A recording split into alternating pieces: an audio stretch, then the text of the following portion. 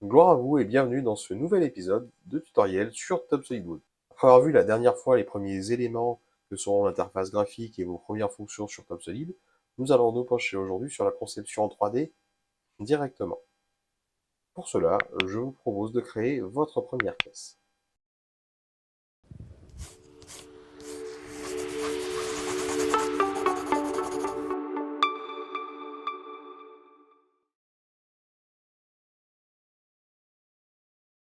Encore une fois, les mêmes règles que la dernière fois. Un clic gauche sera indiqué par un rond jaune, tandis qu'un clic droit sera indiqué par un rond noir. Je vous propose de créer un nouveau document, pas de modèle, OK. Nous nous retrouvons, comme la dernière fois, dans la zone graphique. Et cette fois, je vous invite à vous rendre en bas à droite et à observer ces différents éléments. La première indication, c'est le repère courant, indiqué ici le repère absolu. Pour le moment, c'est le seul repère que nous avons dans l'espace graphique, mais nous verrons que nous pouvons en créer d'autres. Ensuite, plusieurs indications, les coordonnées. Quand on se déplace dans l'espace, les coordonnées sont enregistrées en permanence. Enfin, l'invisibilité des éléments et les volumes de construction. Je vous invite à cliquer sur cette petite case VC égale non et vous verrez que lorsque vous le faites, elle passe à VC égale oui. Désormais, ce que je vais dessiner sera considéré comme un bloc de construction pour TopSolid. Je vous propose alors de cliquer sur la partie forme ici. Le bandeau de commande change de celui que vous avez habituellement pour vous proposer une nouvelle série de fonctions. Rendez-vous directement sur la partie bloc ici et vous allez pouvoir entrer les dimensions hors tout de votre caisse. Pour ma part, je vais choisir une caisse qui fera 600 de largeur, une profondeur de 450 et enfin une hauteur de 923. Ensuite, je continue de lire mes commandes, donc il me rappelle les informations que j'ai rentrées dans mes 3 dimensions. Et enfin, il me demande un point d'alignement. Notez que si vous validez directement avec la touche Entrée, il va prendre comme point d'alignement le repère absolu, c'est-à-dire que le repère absolu sera au centre de votre bloc. Et c'est ce que je vais faire. Si désormais je dézoome, je me retrouve avec mon premier bloc posé, les cotes disposées dans la zone graphique, et sous ma souris, un nouveau bloc de même dimension que je pourrais reposer éventuellement si je le souhaite d'un simple clic. En effet, constatez-vous que je n'ai pas quitté la fonction et qu'il me demande toujours un point d'alignement, c'est-à-dire que si je souhaite en déposer un deuxième, je n'ai plus qu'à cliquer. Je reviens en arrière pour garder un seul cube et je quitte la fonction. Notre volume de construction est donc terminé, c'est dans cet élément hors tout que nous allons créer notre caisse. Je vous propose alors de vous rendre dans le menu bois et de découvrir avec moi une des fonctions les plus importantes de TopSolid, le bloc contraint. Cliquez dessus et encore une fois, le bandeau de commande change pour vous indiquer ce que vous devez faire. Je vous propose de sélectionner un premier plan. Mettons, je commence par sélectionner la face du haut. Un panneau apparaît alors au fur et à mesure que je bouge ma souris. Ça ressemble un peu à la fonction extruder, mais à partir d'une seule face finalement. Il me demande un second plan. Je vais me diriger vers la face du bas, et vous voyez qu'il me redemande à nouveau un premier plan. En fait, nous sommes en train de constituer un panneau en donnant les faces de contact extérieures de ce panneau.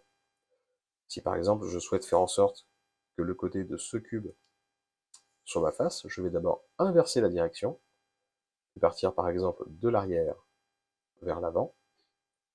Il me demande maintenant un plan de positionnement, je vais me coller sur cette face. Il s'est placé directement à l'extérieur. Notez qu'avec le jeu de flèches présent ici, je vais pouvoir le placer à l'intérieur, centré sur la face ou à l'extérieur. Si je termine avec OK, mon panneau est positionné et la fonction réenchaîne et me propose à nouveau de choisir de sélectionner un premier plan. Donc cette fois, pas de tracé, pas d'esquisse, on a mis en place directement un côté de caisse en 3D directement. Je vous propose de réaliser la deuxième face, et cette fois nous allons faire un peu plus attention aux détails de la fonction. Notez qu'une fois que j'ai réalisé mon premier clic, certes il me demande un second plan, mais j'ai déjà l'option inverser la direction si je trouve qu'elle n'est pas bonne. Ça va me trouver tout de suite dans mon plan, ça peut faciliter les choses pour se repérer. Et ensuite il me demande s'il y a un jeu. C'est-à-dire que entre la face, je vais cliquer, est-ce que j'ai besoin d'insérer un jeu? Mettons que je souhaite un décalage, par exemple, tout simplement, entre ma face du bas et la fin de mon panneau. Si je rentre ici 50 mm, et qu'ensuite je viens sélectionner ma face basse, puis ensuite ma face arrière et ma face avant, puis mon plan de positionnement comme tout à l'heure, vous noterez qu'il y a un écart en bas, un jeu, et ce jeu va correspondre à 50 mm, la dimension que nous avons entrée il y a quelques secondes. Notez que pour terminer la fonction, je ne suis pas nécessairement obligé de venir cliquer sur OK ici. En effet, le clic droit de TopSolid va permettre d'utiliser les commandes du bandeau ici. Je vous invite à faire un clic droit maintenu. Vous verrez alors une fenêtre apparaître. OK, qui va correspondre au bouton OK qui se trouve ici. Pas de modèle, qui se trouve ici. Et enfin, pour règle globale d'assemblage, pas de règle, qui se trouve ici. En effet, un clic droit prolongé vous permet de faire afficher la commande de la fonction en cours qui se trouve là, directement dans la zone graphique. Si je fais OK ici, la fonction se termine. Je reviens un cran en arrière. Si je fais un simple clic droit rapide, l'action OK a été réalisée. En effet, le clic droit rapide va prendre la première fonction à exploiter, et ici, la première réponse dans notre commande, c'est OK. Un clic droit valide donc le bloc contraint. Comme pour l'esquisse, si je souhaite désormais modifier mon bloc contraint, je vais utiliser la clé plate pour modifier un élément, et je vais venir sélectionner mon bloc.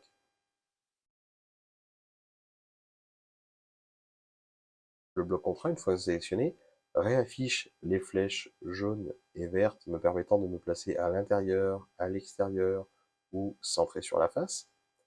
Et en plus, 4 flèches rouges symbolisant les 4 faces du bloc contraint. Le clic sur l'une d'elles va me donner accès au jeu et au plan à retoucher. Le second plan reste toujours le plan bas. Par contre, les 50 mm, je vais les réduire à 0. Et lorsque je fais entrer, le panneau s'agrandit et se réajuste. Je vais le placer à l'intérieur. Et lorsque je fais un clic droit pour valider, OK, je quitte la fonction. Comme la dernière fois, nous pouvons changer de couleur les différents éléments. Je peux par exemple passer en gris foncé la pièce de gauche. Vous noterez qu'au survol, en fonction de la façon dont vous pointez les éléments, TopSolid vous proposera différentes sélections. Cependant, parfois, il ne vous proposera pas la pièce qui est en arrière-fond. Du coup, TopSolid utilise une fonction de multiclic. Vous allez clic gauche une fois que vous maintenez, et en cliquant successivement sur le clic droit plusieurs fois, vous allez pouvoir faire afficher les différents choix qui sont possibles. Ici, il n'y a que deux choix, soit mon panneau déjà existant à l'arrière, soit le bloc complet à l'avant. Une fois que je suis sur le bloc à l'arrière, je n'ai plus qu'à relâcher le clic gauche pour effectuer le changement de couleur. Je peux évidemment appliquer une autre couleur comme le violet sur l'autre pièce. Et vous voyez notamment que le bandeau de commande me propose de quitter la fonction. Encore une fois que j'ai appliqué ma couleur, si je fais un clic droit, la fonction va être quittée automatiquement, puisque c'est la première commande qui était proposée. Et nous allons continuer notre caisse, toujours avec notre fonction bloc contraint. Cette fois, je vais vous inviter à utiliser la fonction automatique, sans cliquer dessus, d'un seul clic droit rapide, puisque c'est le premier bouton disponible dans la barre de commande. Ce que vous demande la fonction a donc changé. Il ne vous demande plus de premier plan, mais le plan de positionnement directement. Quand je vais cliquer par exemple sur la face haute de mon cube, vous noterez qu'il a détecté par lui-même les 4 faces du bloc contraint. Vous pourrez toutefois les déplacer et les réajuster. Par exemple, ici, je souhaite évidemment que le panneau soit rentré à l'intérieur. Toutefois, du fait de mon montage, à gauche cela me convient, à droite, en revanche, je vais vouloir que la flèche rouge passe à l'intérieur. Pour cela, je clique donc sur la flèche rouge, il m'indique de rechoisir à nouveau le premier plan, et grâce au multiclic que nous venons de voir, un clic gauche, je clique une fois, clic droit, et vous voyez que je fais défiler les différentes faces qui sont accessibles. La face du cube, la face du panneau, la face arrière du panneau, à nouveau la face droite du cube, et ensuite on tourne en boucle. Je m'arrête donc sur la face que je souhaite conserver et je veux me placer à l'intérieur, et lorsque je vais relâcher le clic gauche, vous voyez désormais que le panneau est passé à la bonne place. Je n'ai plus qu'à faire OK, soit en allant cliquer dessus, soit encore une fois, directement avec un clic droit rapide.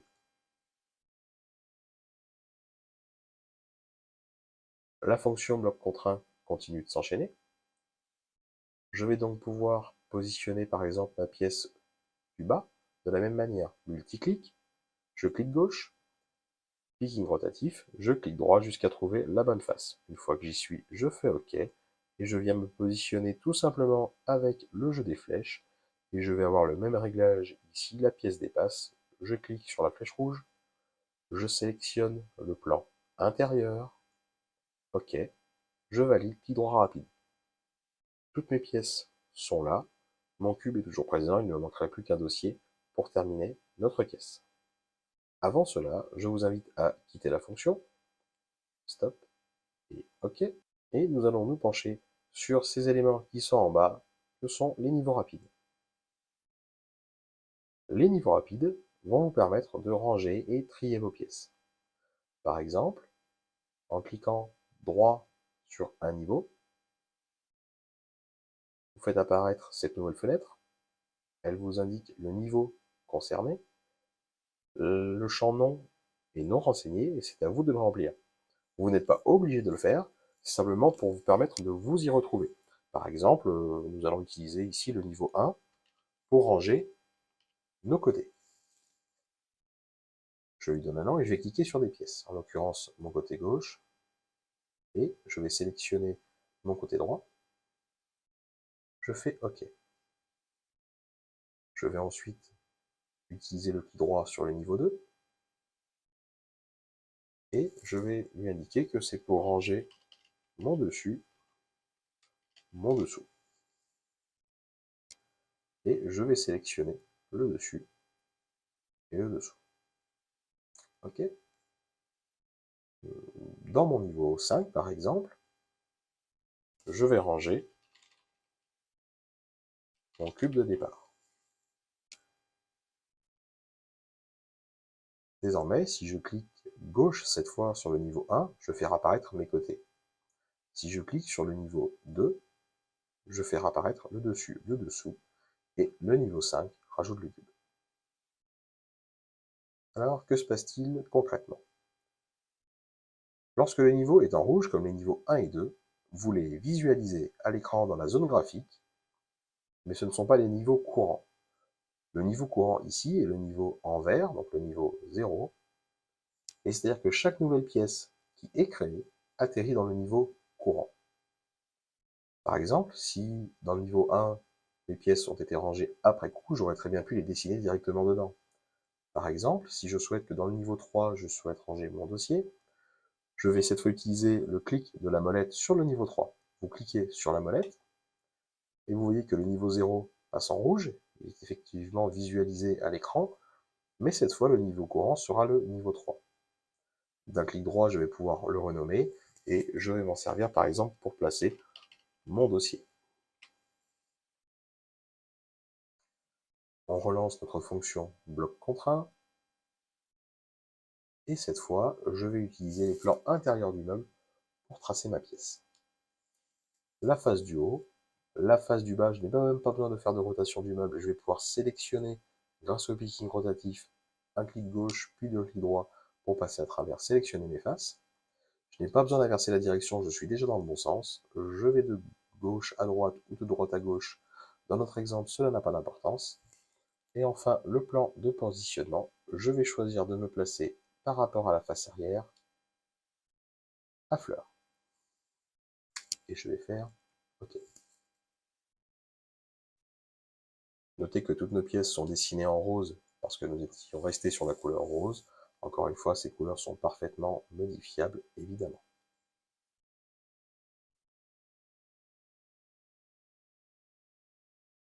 Du coup, si je fais le bilan sur mes niveaux, niveau 3, j'ai mon dossier. Notez évidemment qu'au survol, comme vous le voyez, les pièces du 3D sont indiquées au moment du survol du niveau. Dans le niveau 0, aucune pièce ne semble être présente. Toutefois, vous noterez le repère au centre, qui était présent lui depuis le départ, et si vous désactivez le niveau 0, il est tout simplement masqué. Travailler par niveau peut être bien utile parfois pour décomposer un meuble et pouvoir afficher certains éléments.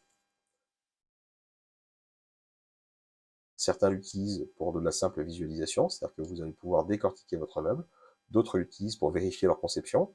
J'ai déjà eu des collègues qui travaillaient, par exemple, en assemblant le meuble tel qu'il allait être fait à l'atelier à chaque niveau. Donc par exemple, une pièce, puis la suivante, puis la suivante, puis les suivantes, et ainsi de suite, jusqu'à obtenir, je ne sais pas, jusqu'au niveau 20, le meuble complet, et il s'assurait ainsi de la bonne conception de ces mobiliers et de ces différents agencements. Encore une fois, nous ne sommes pas obligés de nous en servir comme ça, ce n'est qu'une indication, qu'une aide, à vous de voir ce que peut vous apporter ces niveaux et comment vous pouvez les travailler. Alors, nouvelle chose à découvrir que nous n'avons pas vu jusque-là, à gauche de la zone graphique, il y a un écran qu'on peut étendre, vous voyez, la double flèche apparaît. Soit vous cliquez dessus d'un clic gauche, et si ce n'est pas le cas, vous utilisez le raccourci CTRL carré. L'arbre de construction va apparaître, et je vous propose de nous concentrer sur un en particulier aujourd'hui, celui nommé Entité. Dans cet onglet Entité, vous allez retrouver tout ce que vous avez tracé dans la zone graphique. Si dans ma partie forme, je déplie, j'ai bien 6 formes, une au niveau 5, notre cube, 2 au niveau 1, qui sont les pièces ici et là. Notez encore une fois que le fait de les sélectionner dans l'arbre de construction vous les présente et vous les pointe dans la partie graphique. Au niveau 2, précisez ici la partie haute et la partie basse. Et enfin, au niveau 3, précisez ici le dossier. Vous notez que sur chacun des éléments, vous retrouvez un petit plus que vous pouvez déplier. Cette pièce, on peut voir qu'elle a été faite à partir d'un bloc contrat, lui aussi avec un petit plus que je peux éventuellement déplier. Et là, je vais retrouver sous forme textuelle toute la partie graphique que j'avais tout à l'heure. Je m'explique. Vous voyez, quand je sélectionne le premier plan, il m'indique le plan haut. Le second plan, le plan bas. Le premier plan, le plan arrière. Et en second plan, le plan avant. Si vous vous souvenez bien, lors de la construction du premier bloc contrat, c'est exactement l'ordre de sélection des plans que nous avons utilisé. Vous retrouvez donc dans l'arbre une correspondance parfaite entre ce que vous avez fait dans la zone graphique, ici. Ainsi, vous pourrez la modification. Ainsi, vous pourrez donc les modifier. C'est ainsi que si par exemple, sur ma deuxième pièce, comme tout à l'heure, je souhaite réaliser à nouveau un décalage de 50 mm par rapport à ma partie basse, je n'ai plus qu'à retrouver mon second plan, aller sur Second jeu, double-cliquer dessus, le champ se réouvre ici, donc vous l'avez à la fois en haut dans cette fonction ou en bas dans la zone graphique ici, les deux fonctionnent, et si je tape 50 mm et que je valide avec ma flèche verte, j'ai à nouveau mon décalage qui se recrée. Modification, je reclique dessus, je repasse à 0, je fais entrer, et tout redevient comme avant. Même chose pour l'épaisseur des panneaux dont je n'ai pas parlé tout à l'heure. Nos panneaux étaient automatiquement renseignés en 19 mm, mais si je souhaite, je ne sais pas, que le premier panneau soit finalement en 22, je n'ai plus qu'à venir changer l'épaisseur, et mon panneau va venir s'épaissir en fonction. Si je le passe en 38, on verra ça encore mieux, et voilà. Retour en 19. On va donc retrouver pour chacun des éléments qui a été construit sur Top Solid la modification possible soit dans la zone graphique, soit dans l'arbre de construction. Si on revient même sur le bloc de départ, les dimensions qui ont été données peuvent être changés directement depuis ici sans passer par la clé plate de la zone graphique. Si par exemple en hauteur mon meuble venait à changer, on va pouvoir constater deux choses. La première, c'est que comme pour les blocs contraints, c'est modifiable depuis l'arbre, et surtout la partie paramétrique de TopSolid, où en effet, quand je vais passer par exemple à 589, et que je fais Entrée, le meuble s'ajuste entièrement. Donc il ne s'ajuste pas par hasard, on est d'accord, hein. C'est tout simplement parce que les faces de notre bloc qui sont au niveau 5 nous ont servi de face d'accroche pour nos blocs contraints, et du coup les faces limitantes de ces blocs contraints sont les faces extérieures du bloc que l'on a utilisé. Les modifications sur les autres dimensions vont évidemment être les mêmes, que ce soit en plus ou en moins, la logique reste la même. Je vous propose d'arrêter là cet épisode 2 des tutoriels TopSolid par Ideo Solutions. Donc vous avez vu aujourd'hui comment travailler directement en 3D en utilisant notamment les fonctions bloc, bloc contraint, volume de construction. Vous avez découvert l'arbre de construction à travers les différentes entités, donc par exemple les formes et tout ce qui s'ensuit. Donc chacune des modifications qui peut être faite via la clé plate dans la zone graphique peut être retrouvée et refaite et modifiée dans l'arbre de construction. Passer par l'un ou par l'autre revient strictement au même, hein, c'est quand même là tout l'intérêt. Donc la maîtrise de l'un et de l'autre va être importante pour vous. Vous comprenez bien que sur un seul document avec un seul modèle et quelques pièces, on s'y retrouve assez facilement. Lorsque c'est plus compliqué, qu'il y a plus de pièces, la gymnastique est beaucoup plus difficile et savoir comment chercher dans l'arbre ou comment chercher dans la zone 3D les éléments dont vous aurez besoin va être d'une grande aide et d'un grand secours pour vous. Ne négligez pas non plus la présence des niveaux qui vont faciliter votre conception et les choix que vous allez faire. Le fait de pouvoir mieux vous organiser du début, même si cela peut paraître parfois redondant, répétitif et parfois enquiquinant parce qu'on se dit qu'on sait faire, effectivement, mais encore une fois, prenez l'habitude d'utiliser TopSolid correctement dès le départ en organisant vos niveaux avec une certaine logique et une certaine cohérence par rapport à votre façon de travailler, vous permettra de gagner du temps plus tard. Dans notre prochain tutoriel, nous découvrirons la définition de pièces, les différents onglets qu'il y a à l'intérieur, lesquels sont utiles à remplir, lesquels sont pertinents, lesquels vous pourriez avoir besoin pour aller plus loin sur TopSolid et pouvoir avancer sereinement. En attendant, amusez-vous bien!